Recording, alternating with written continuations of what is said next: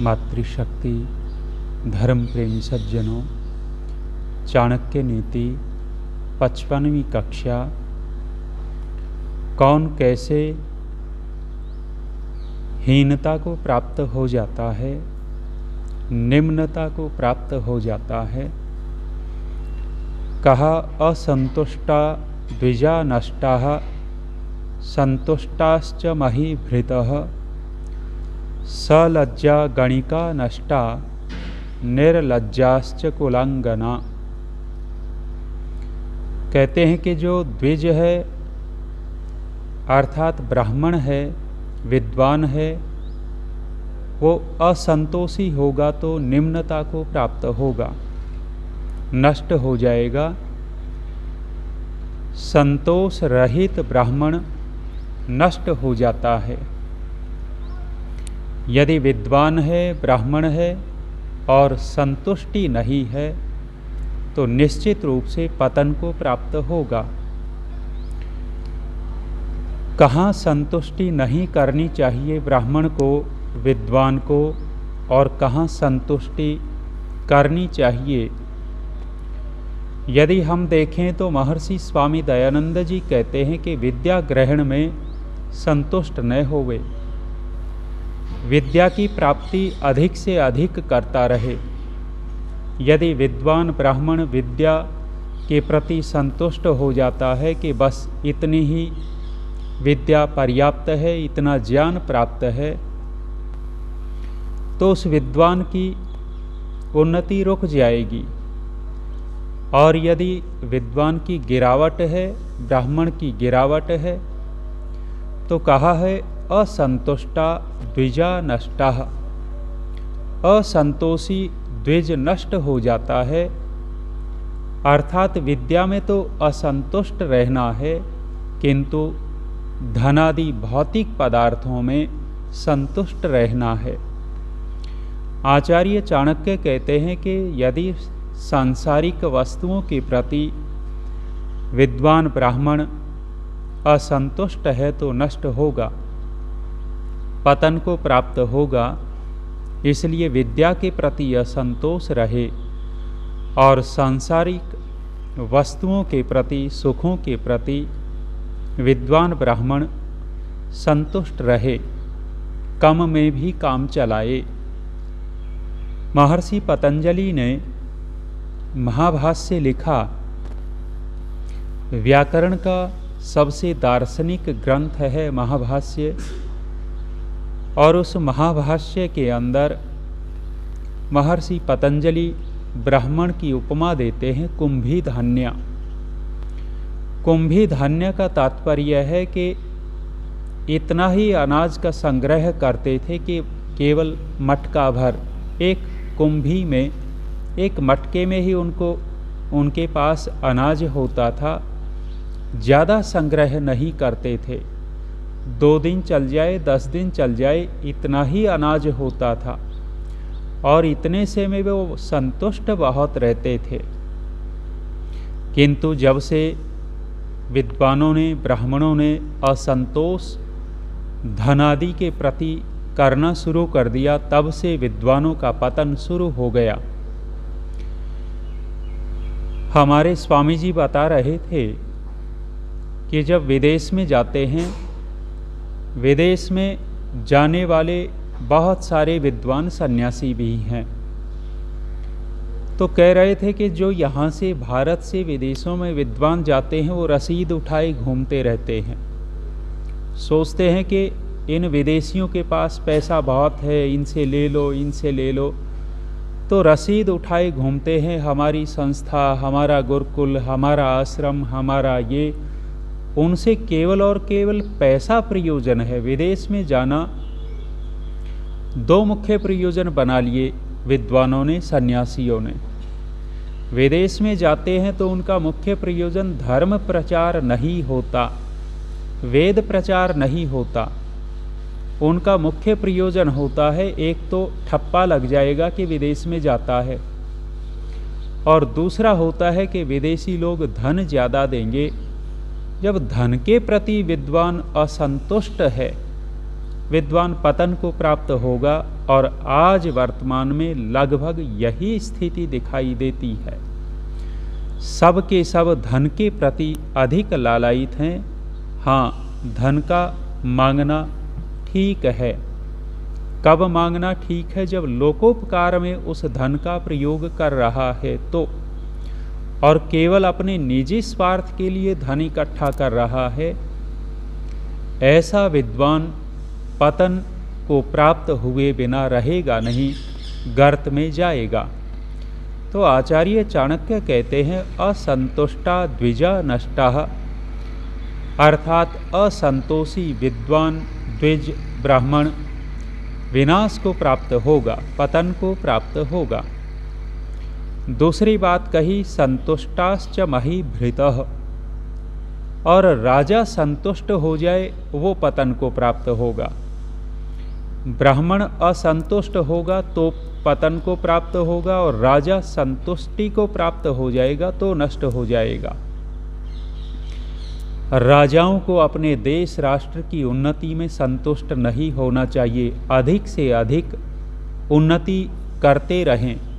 प्रजा का रक्षण ठीक से हो, न्याय ठीक से हो, अर्थव्यवस्था ठीक से हो, प्रजा के साधनों की व्यवस्था ठीक से हो। राजा इसमें लगा हुआ है, उन्नति प्राप्त करेगा। और राजा थोड़ा सा करके संतुष्ट हो जाए कि मैंने तो बहुत कर दिया है, वो पतन को प्राप्त होगा। और अपनी सीमाओं की सुरक्षा करने में जो सदा प्रयत्नशील राजा रहता है, वो राजा उन्नति करेगा। और जो थोड़ी सी सीमाओं को देख करके संतुष्ट हो जाता है कि मैं तो सुरक्षित हूँ, पतन को प्राप्त होगा।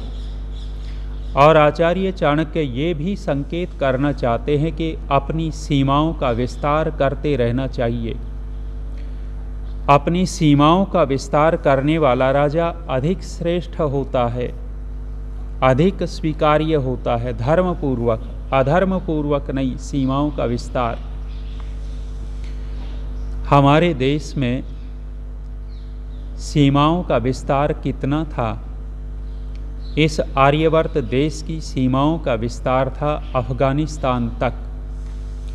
आज वर्तमान में जो पाकिस्तान, अफ़गानिस्तान आदि देश हैं, आर्यवर्त की सीमा अफ़गानिस्तान तक थी। इधर से आर्यवर्त की सीमा श्रीलंका तक थी।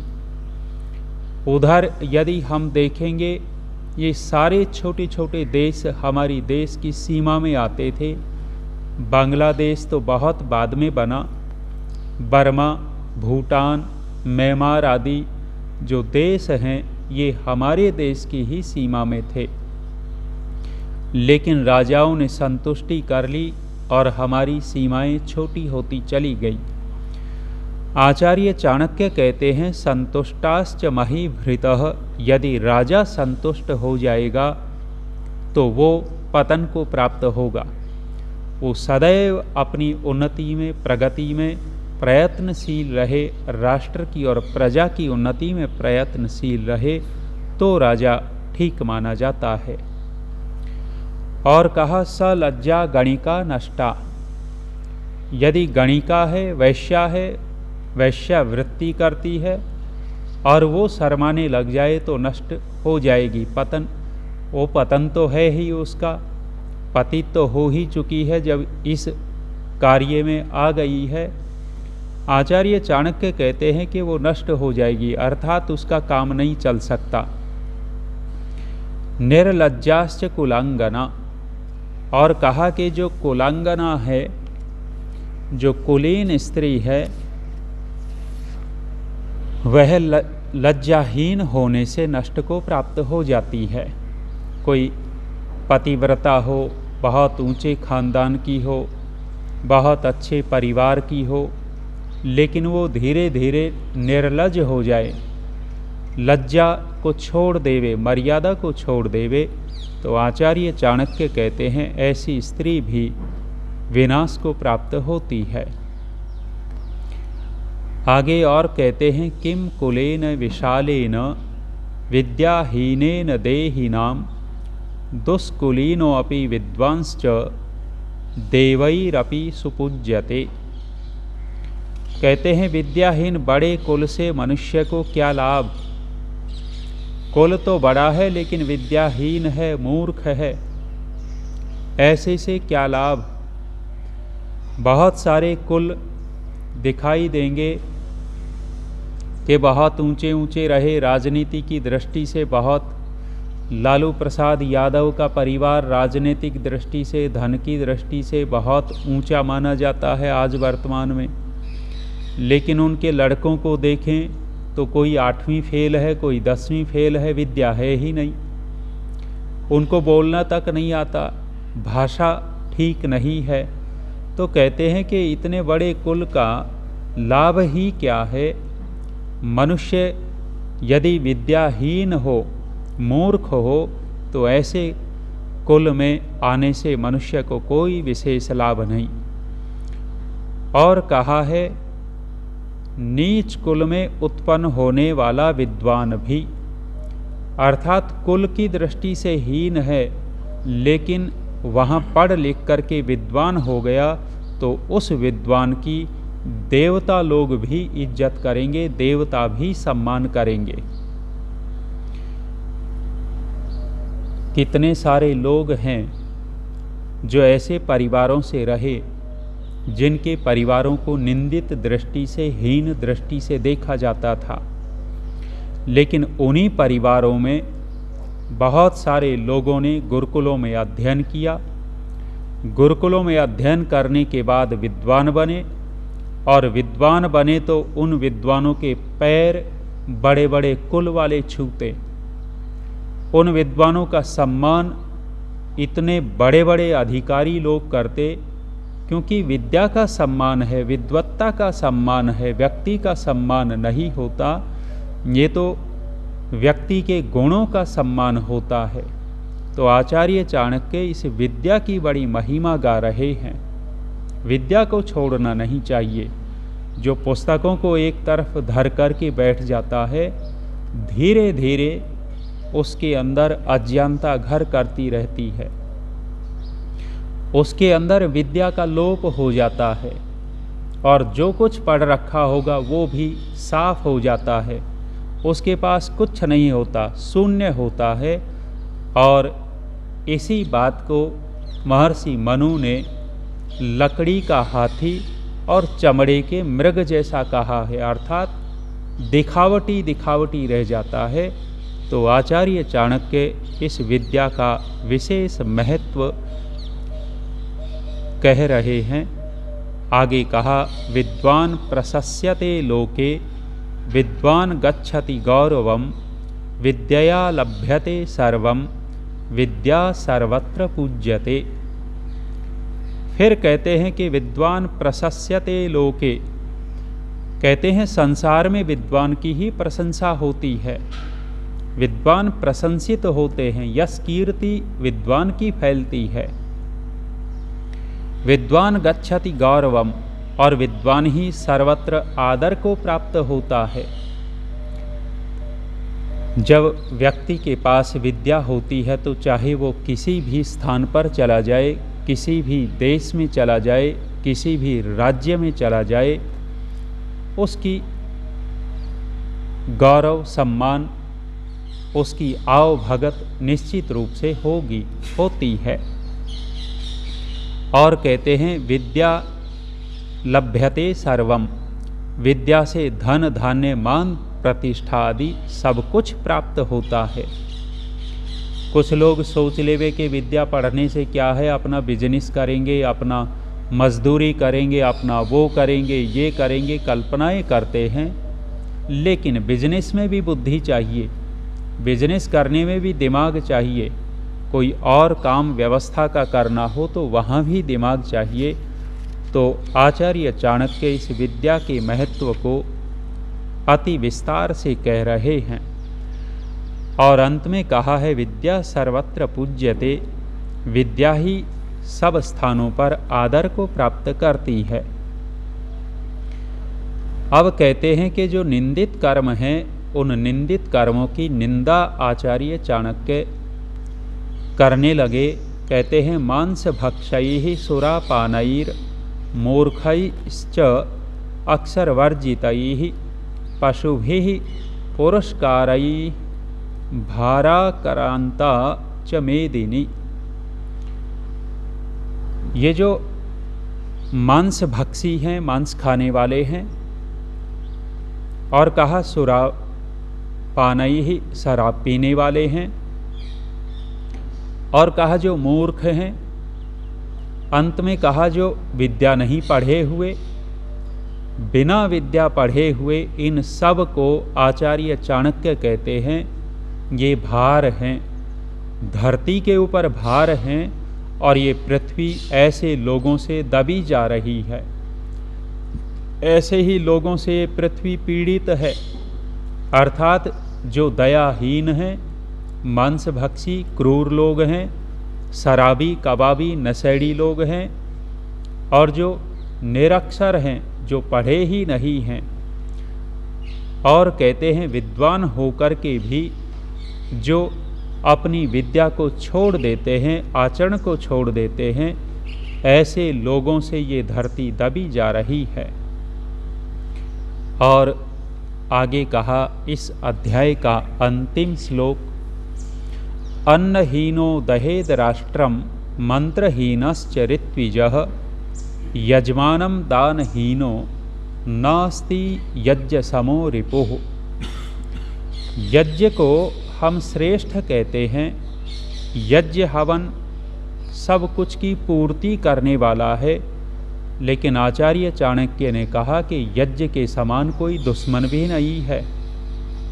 नास्ति यज्ञ समो रिपुः, यज्ञ बहुत बड़ा शत्रु भी है, दुश्मन भी है। कब?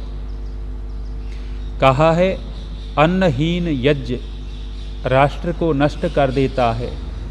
अर्थात जिस यज्ञ में श्रेष्ठ पदार्थ नहीं डाले जाते, श्रेष्ठ घी और श्रेष्ठ सामग्री नहीं डाली जाती, ऐसा यज्ञ शत्रु के तुल्य होता है। फिर कहा है कि जो ऋत्विज यज्ञ कराने वाले पुरोहित आदि हैं, आचार्य आदि हैं, कह रहे हैं कि यदि वो मंत्रहीन हैं, ठीक से मंत्र पाठ नहीं कर रहे, अशुद्ध मंत्र बोल बोल करके आहुतियाँ डलवाते हैं, अधूरे मंत्र बोल बोल करके आहुतियाँ डलवाते हैं, कहते हैं फिर इस प्रकार का किया हुआ यज्ञ शत्रु के तुल्य है। यजमानम दानहीनः, और कहा कि सामग्री घी भी बहुत अच्छा रहा, मंत्र पाठ भी बहुत अच्छा रहा, किंतु यजमान ने दान दक्षिणा नहीं दी, यज्ञ करवाने के बाद दान नहीं दिया, उचित रूप से दक्षिणा नहीं दी है, तब कहते हैं वो दानहीन यज्ञ यजमान को भस्म कर देता है, मंत्रहीन यज्ञ पुरोहित को भस्म कर देता है, नष्ट कर देता है, और अन्नहीन यज्ञ राष्ट्र को नष्ट कर देता है। कहने का तात्पर्य है कि यदि यज्ञ हवन किया जाए तो श्रेष्ठता से ही किया जाए, श्रेष्ठ उसमें सामग्री हो, घी हो, अच्छे प्रकार से विद्वान पुरोहित आए, आचार्य आए, और अच्छे प्रकार जो मंत्र पाठ करे, और यजमान भी प्रसन्न होकर के अपनी सामर्थ्य के अनुसार दान दक्षिणा देवे, तो वही यज्ञ बहुत कल्याणकारी हो जाता है। और यदि इनसे हीन है तो आचार्य चाणक्य ने कहा नास्ति यज्ञ समो रिपुः, यज्ञ से बड़ा कोई और दूसरा शत्रु नहीं है। आज इतना ही। ओम शांति।